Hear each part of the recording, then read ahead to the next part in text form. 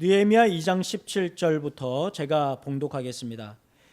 후에 그들에게 이르기를 우리가 당한 곤경은 너희도 보고 있는 바라. 예루살렘이 황폐하고 성문이 불탔으니 자 예루살렘 성을 건축하여 다시 수치를 당하지 말자 하고, 또 그들에게 하나님의 선한 손이 나를 도우신 일과 왕이 내게 이른 말씀을 전하였더니 그들의 말이 일어나 건축하자 하고 모두 힘을 내어 이 선한 일을 하려 하매, 호론 사람 산발랏과 종이었던 암몬 사람 도비아와 아라비아 사람 게셈이 이 말을 듣고 우리를 업신여기고 우리를 비웃어 이르되 너희가 하는 일이 무엇이냐, 너희가 왕을 배반하고자 하느냐 하기로, 내가 그들에게 대답하여 이르되 하늘의 하나님이 우리를 형통하게 하시리니 그들의 종들인 우리가 일어나 건축하려니와 오직 너희에게는 예루살렘에서 아무 기업도 없고 권리도 없고 기억되는 바도 없다 하였느니라. 아멘. 우리 교회 부임하면서 문득 궁금했던 게 있습니다. 초읍이라는 지명의 유래가 어떻게 될까? 여러분은 아십니까? 초읍이라는 뜻을 아십니까? 저는 이렇게 인근에서 나고 자랐지만 뒤늦게 우리 교회 와서 초읍이 궁금했습니다. 무슨 뜻일까? 무슨 뜻일까? 초록창에다가 검색을 해보니까 나무 위키에 이렇게 나왔습니다. 지역단체나 학교에서 풀고을이라는 순수 우리말을 애칭으로 사용한다. 성곡시장 건너편 언덕에 1965년경 건립된 성광교회가 있었는데 그 지역이 초원지대여서 붙여진 지명이다. 검색창이 이렇게 나왔습니다. 실제로 우리 성광교회 나왔습니다. 그러면서 초읍동 주민센터 웹사이트에 언급되었으나 지금은 사라졌다고 합니다. 풀고을이라고 불릴 만큼 풀이 많은 초원지대가 개발과 변화를 겪으며 바뀌고 또 바뀌어서 지금은 전혀 다른 곳이 되었습니다. 예루살렘도 변화했습니다. 주전 587년 솔로몬이 성전을 건축한 지 370년 만에 예루살렘 성전이 무너졌습니다. 그로부터 70년 후 페르시아에서 귀환한 이스라엘 백성들이 옛 성전의 기초 위에 다시 성전을 건축하는데요. 사마리아인의 반대와 유대인의 무관심, 여러모로 어려움이 많았습니다. 그렇지만 학계 스가랴 선지자의 독려로 겨우겨우 완공을 하죠. 솔로몬 성전에 비해서 규모도 작고 볼품이 없었습니다. 그런데 스룹바벨이 중심이 되어서 이 성전을 지었다고 해서 스룹바벨 성전이라고 합니다. 폐허가 된 옛 고터 위에 어렵게 지은 성전이지만 이마저도 주전 420년에 무너집니다. 세 번째 성전은 유대교로 개종한 헤롯 왕이 지었는데 공기만 무려 40년이 걸렸습니다. 역대 성전 중에 가장 크고 화려하게 지어진 성전입니다. 그런데 40년 동안 지은 성전이 4년 만에 로마 황제 티투스에 의해서 처참하게 무너지게 되죠. 오늘 본문은 두 번째 지었던 스룹바벨 성전이 완공된 후의 사건입니다. 당시 느헤미야는 페르시아의 술관원이었는데요. 술관원은 왕의 신임을 받던 당시 페르시아 제국의 최고위직이었습니다. 매일매일 왕을 아련하니까 최측근이었으며 실세 중에 실세라고 할 수 있습니다. 느헤미야가 어떻게 그 자리에까지 오르게 됐는지 모르지만 요셉이나 다니엘, 에스더처럼 이스라엘 민족 구원에 큰 역할을 했던 아주 중요한 인물입니다. 특히 본문에서는 유다 총독으로 부임해서 폐허가 된 예루살렘을 재건하는 인물로 그려지고 있습니다. 그러던 어느 날 고국의 동족들이 환난과 능욕을 당한다는 소식을 듣게 되죠. 예루살렘 성은 무너졌고 성벽은 불이 탔다 소식을 듣습니다. 예루살렘의 어려운 소식을 전한 느헤미야는 4개월 동안 금식하며 기도했다고 합니다. 그의 마음이 어땠을까? 매일매일 왕 앞에 가야 되는데 왕으로 하여금 왕을 근심하는 일이 있어도 왕이 나를 근심하게 하면 안 되는데 무려 4개월간 금식했습니다. 그리고 아닥삭스다 왕에게 예루살렘 성벽을 재건할 수 있게 해주십시오. 간청합니다. 공사가 진행되는 동안 이스라엘의 안전을 지켜주시고 자재도 조달해 주십시오. 부탁합니다. 그러나 성전만큼이나 성벽을 재건하는 것도 쉽지 않았습니다. 아무리 느헤미야가 아닥사스다 왕의 신복이라고 해도 페르시아 제국의 입장에서는 피지배국이 나라를 재건한다는데 그게 어떻게 반가운 소식이겠습니까? 외적인 요인은 차치하더라도 유대 사회 내부적으로도 계층 간의 갈등과 또 생계 문제로 아주 심각했습니다. 예루살렘에 남아있던 이들이 있었는데 주로 사마리아 출신의 관료들이었습니다. 그들은 유대인의 자기의 영향력에서 벗어나는 거 원치 않았기 때문에 성벽 공사를 정말 결사적으로 방해했습니다. 성전을 재건할 때보다 더 큰 어려움에 직면했습니다. 심지어 아닥사스다 왕에게 이스라엘이 예루살렘을 재건하는 것은 페르시아를 배반하려는 것이다. 페르시아를 반역하기 위한 것이라고 이 거짓 고발을 하는 바람에 공사가 중단되는 일도 있었습니다. 피지배국인 이스라엘이 정치나 외교로 이 난맥을 풀 수 있었겠습니까? 아니면 피지배국이 가동할 수 있는 인맥이 얼마나 있었겠습니까? 포로 출신 중에 대제국의 최고 존엄인 왕을 아련할 수 있는 비선이나 있기나 했겠습니까? 본문 전후로 이런 분위기를 전하는 단어들이 나옵니다. 이런 겁니다. 근심, 조롱, 모함, 음해, 회유, 불평, 부패.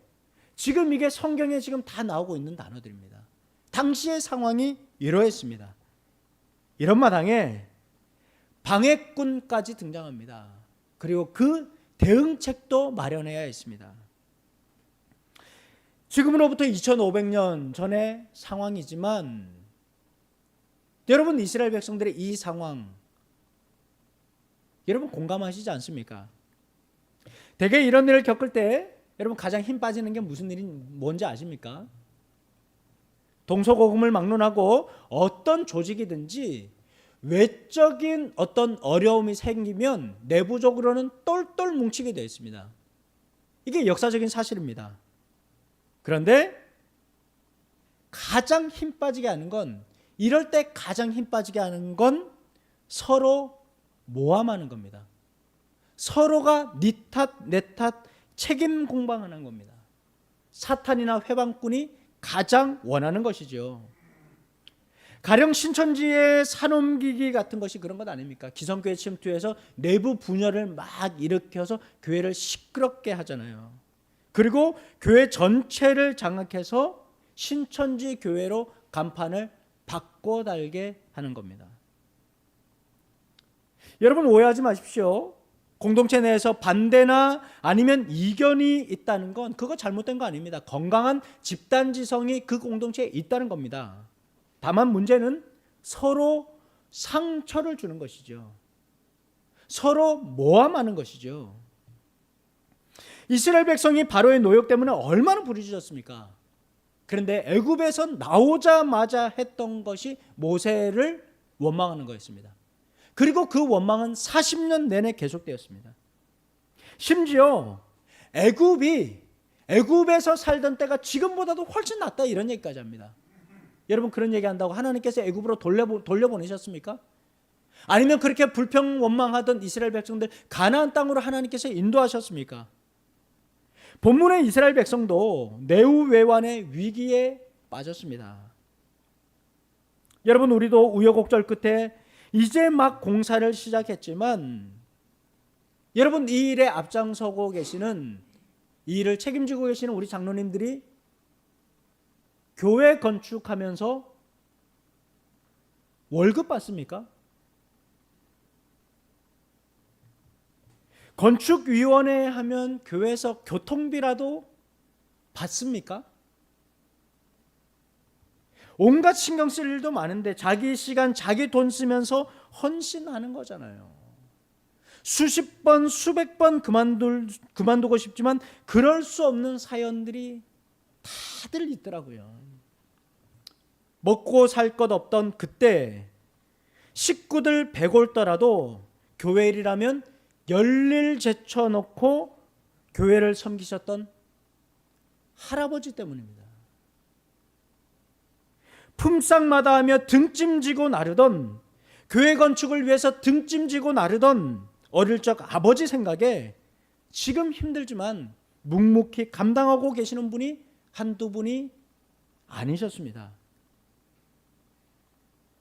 여러분, 저도 장로 아들입니다. 저희 아버지 장로였습니다. 얼마나 헌신하셨는지 모릅니다. 교회에서 은행에 대출을 받아야 되니까 은행 대출 받을 때마다 보증을 서야 되잖아요. 누가 보증 서겠어요? 장로들이 보증 서야 돼요. 장로들이 대출 받을 때 다 보증 서야 됩니다. 저희 아버지는 인감도장 교회에다가 놔두고 다니셨습니다. 수시로 찍어야 돼요. 수시로 찍어야 돼요. 교인들한테 오해받고 욕먹을 때 어린 생각에 저 그런 생각이 했습니다. 그냥 교회 옮겨버리면 안 되나? 이 교회를 왜 다녀? 교인들 이렇게 수고하는데, 교인들이 저렇게 모함하는데 왜 이 교회를 다니지? 교회 많은데. 이렇게 욕먹고 책임질 일 많으면 교회 안에 장로할 수 있는 사람이 과연 몇이나 될까? 어릴 때는 참 원망도 많이 했습니다. 여러분, 외람된 표현이지만 내부 총질하는 건 절대 하나님 원하시는 거 아닙니다. 그거 절대 하나님 원하는 거 아닙니다. 사탄이 기뻐하는 일입니다.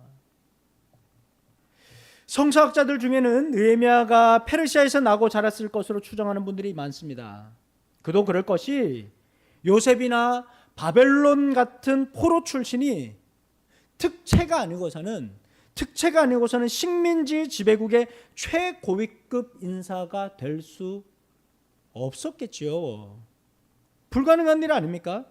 그렇다면 느헤미야가 굳이 예루살렘 소식을 궁금해할 이유도 없었을 것이고, 신분 세탁을 위해서는 예루살렘과 관계를 끊어야지 더 잘 될 수 있었을 텐데, 수상궁에서 호의호식하며 살던 사람이 뭐가 아쉬워서 고난의 개미굴로 기어들어왔겠습니까? 여러분 어떻습니까? 문제없는 가까운 교회로 옮기면 되지, 왜 초읍과 여기를 오가며 지금까지 이 시간에 이곳에 와서 예배하십니까? 왜 이 불편함 감수하고 계십니까?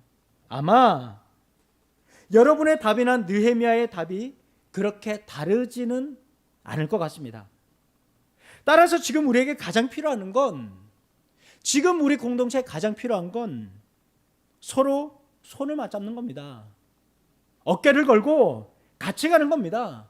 넘어진 사람 있으면 일으켜주고, 지친 기색이 보이면 대신 등짐 져주는 겁니다. 일부러 습관적으로라도 위로하고 격려해야 합니다. 여러분, 오늘 본문에 그렇게 말하죠. 사마리아 사람 산발랏, 도비야, 게셀, 이 사람들은 뭐라고 말합니까? 힘도 없는 유다인들이 무슨 일을 한다고? 불에 탄 벽돌로 다시 성벽을 세운다고? 여우 한 마리만 올라가도 저 성벽은 다 무너질 것 같은데, 여러분 얼마나 자존심 상하게 하는지 모릅니다. 진퇴양난의 상황에서 느헤미야가 할 수 있는 것 기도밖에 없었습니다. 우리 하나님 들어주십시오. 우리가 이렇게 업신여김 받고 있습니다. 제발 우리에게 퍼붓는 그 욕이 그들에게 되돌아가게 해주십시오. 그들이 노략을 당하게 하시고 남의 나라로 끌려가게 하여 주십시오. 그들의 죄를 용서하지 마시고 그들의 죄를 못 본 채 하지 마십시오. 그들이야말로 성을 쌓고 있는 우리 앞에서 주님을 모욕하는 자들입니다. 여러분 성경 읽어보십시오. 느헤미야의 분노 섞인 절규가 느껴집니다.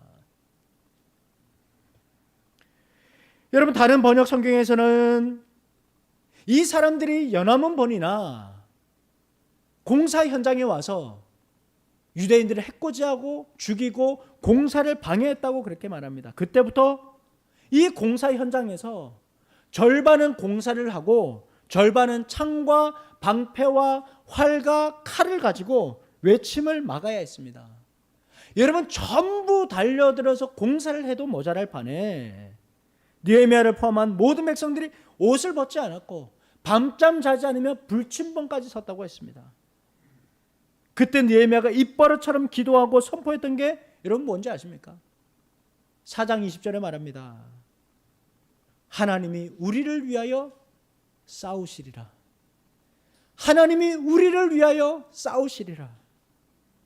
목숨을 걸 만큼 결연했습니다. 이런 어수선한 시국에 아주 이기적인 사람들이 등장하지요. 5장에 보면 동족을 대상으로 고리대금업 하는 사람들이 있었습니다.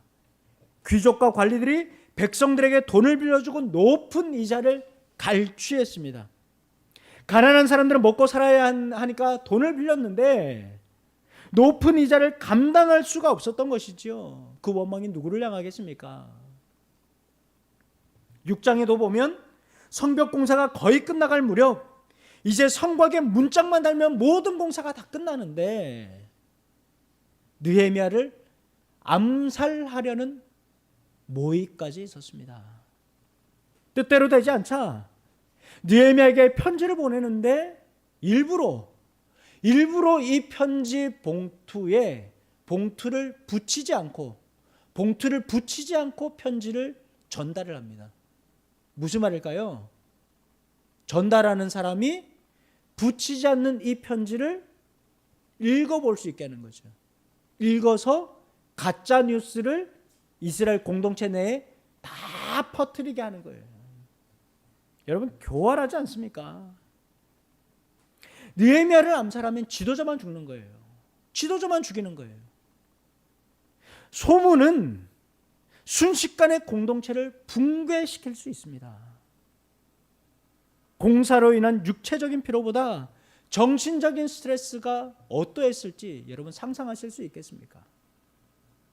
6장 9절에 보면 느헤미야가 또 기도합니다. 하나님, 내 손을 힘있게 하옵소서. 내 손을 힘있게 하옵소서. 곳곳에서 짧게나마 느헤미야의 기도를 발견할 수 있는데요. 느헤미야는 기도를 쉬지 않았습니다. 아니, 기도하지 않을 수가 없었습니다.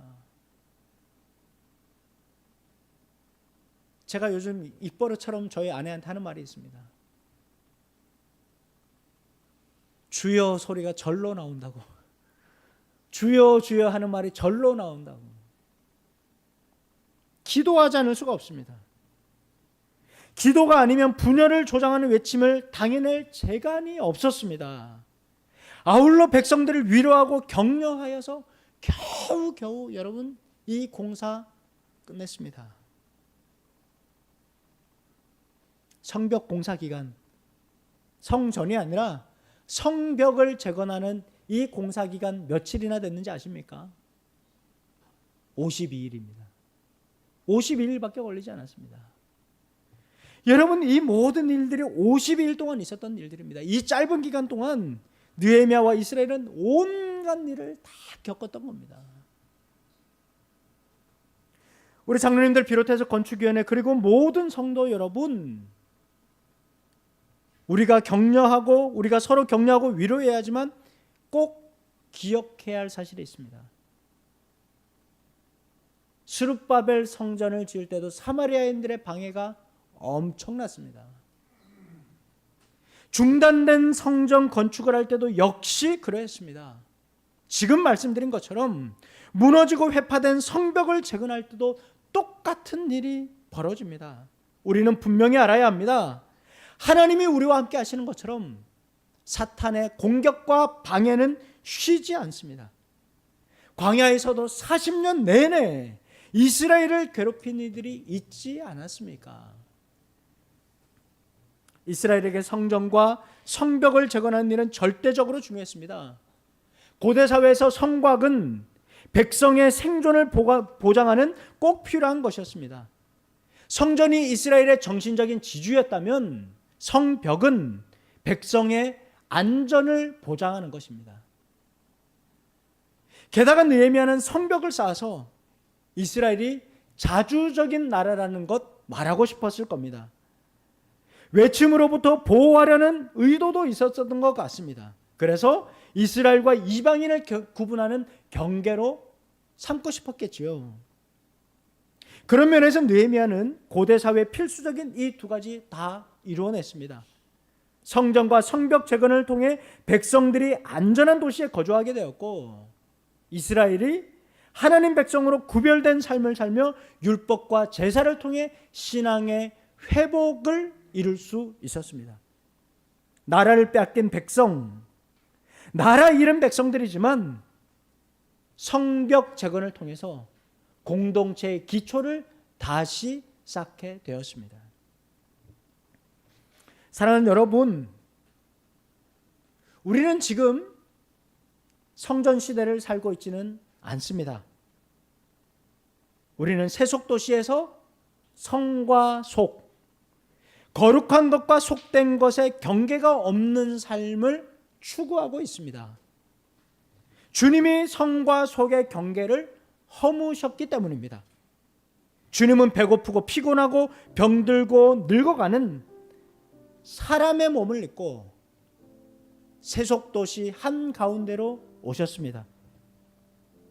지금 우리는 성전 짓는 것 아닙니다. 그저 몇 명 안 되는 교인들이 예배할 수 있는 조그만 예배당 지어서 이웃과 이 지역사회를 섬기려는 것입니다. 비록 본문의 말씀과 시대적인 상황이 또 건축의 의미가 다르지만 이것을 이루기 위한 우리의 가치와 지향은 느헤미야의 시대와 다르지 않습니다. 그때나 지금이나 여전히 어렵고 힘겹습니다. 실체 없는 소문과 방해는 우리가 지난 5년 동안 충분히 겪었고 또 당했습니다. 교회 내부적으로도 불필요한 감정을 소모하며 교인들끼리 서로 마음에 생채기 내는 일도 있었습니다. 혹시라도 의도치 않게 실수나 잘못을 범했다면 지난 일에 대해서 회개하고 용서를 구합시다. 사탄은 우리를 갈라놓기 위해서 온갖 교활한 방법으로 쉬지 않고 움직이고 있습니다. 그러나 여러분, 사탄의 전략과 전술은 여기까지입니다. 이게 전부입니다. 사탄의 노름에 이제 우리가 가장 멋지게 대응하는 방법은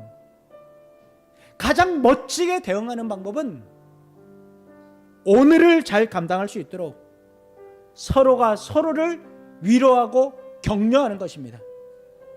옆에 계신 분의 용기를 북돋우고 힘을 잃지 않도록 한 번 더 응원해 드리는 겁니다. 어둡고 칙칙한 또 불편한 이곳을, 이 예배당을 천국으로 만드는 겁니다. 이곳에서 우리가 천국을 누리는 겁니다. 야고보 사도는 말했지요. 마귀를 대적하라. 그리하면 너희를 피하리라. 마귀를 대적하라. 그리하면 너희를 피하리라. 주님은 세속도시에 하나님 나라로 오셨습니다. 이해관계로 인한 갈등과 분열로 얼룩진 이 땅에 천국을 이루셨습니다. 그리고 우리를 구원하셔서 낮고 추한 곳, 불평불만이 가득하고 서로를 물고 뜯는 이 세상을 천국으로 만들라고 명령하셨습니다. 성벽이 불편한 시대이지요. 그렇지만 우리 교회가 눈에 보이지 않는 천국의 성벽을 건축하여서 누구나 와서 깃들일 수 있는 평화로운 풀고을 초읍 땅에 부산의 희망이 되는 교회를 건축합시다. 아울러 하나님이 우리를 위하여 싸우시리라. 하나님이 우리를 위하여 싸우시리라. 내 손을 힘있게 하옵소서. 탓하고 원망하고 불평하게 하는 사탄을 대적하여 승리하는 여러분과 우리 교회가 되기를 우리 주님의 이름으로 축원합니다. 이 말씀 가지고 함께 잠깐 기도하겠습니다. 어려움 속에서도 힘들고 피곤하고 손 놓고 싶었던 적도 있었지만, 때로는 누구를 탓하고 싶고 감정이 치솟을 때도 있었지만, 결국 그거 사탄이 원하는 겁니다. 사탄의 전략에 말려드는 겁니다. 헛된 소문, 불편하게 하는 감정들, 그거 내려놓고 이거 천국으로 만듭시다. 서로를 격려하고 위로합시다. 함께 손을 맞잡고 어깨를 걸고 담대히 나갑시다. 하나님이 우리와 함께 하십니다. 하나님이 우리를 강하게 하실 것입니다. 하나님이 우리를 형통하게 하실 것입니다. 믿고 나갑시다. 하나님,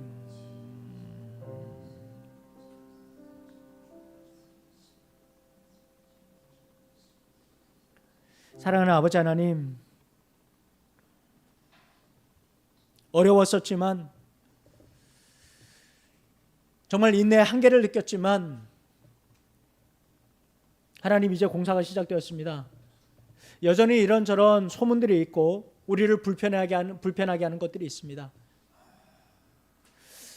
이 상처는 딱지가 앉을만 하면 또 상처가 생기고, 딱지 앉을만 하면 또 상처를 만들어서 우리를 힘겹게 할 때도 있습니다. 그러나 천국은 상처가 치유되는 곳입니다.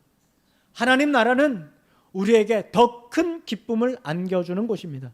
하나님, 이곳이 불평하다, 광야가 불편하다 원망하는 것이 아니라, 광야에 계셨던 하나님, 어둡고 칙칙한 이곳에 계신 하나님을 바라보며 이 시간들 믿음으로 견뎌내는 저희들 되게 하여 주시옵소서. 두려워하지 말라, 놀라지 말라, 하나님이 우리와 함께 하신다 믿고 나아가는 우리 모든 교인들 되게 하여 주시옵소서. 모든 거 감사드리며 살아계신 예수님의 이름으로 기도하옵고